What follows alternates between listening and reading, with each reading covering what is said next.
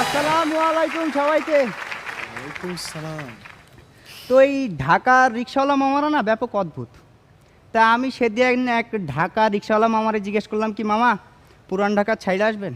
সে কয় আমি কেন ছাড়বো পুরান ঢাকা, তোর ইচ্ছা হলে তুই ছাড়। আমি বললাম না মামা আমি আর কি যাইতে চাইতেছিলাম পুরান ঢাকা। সে কইলো যা, ওটা কি আমার বাপদাদার সম্পত্তি নাকি, যা আমার পারমিশন নিয়ে আর কি আছে।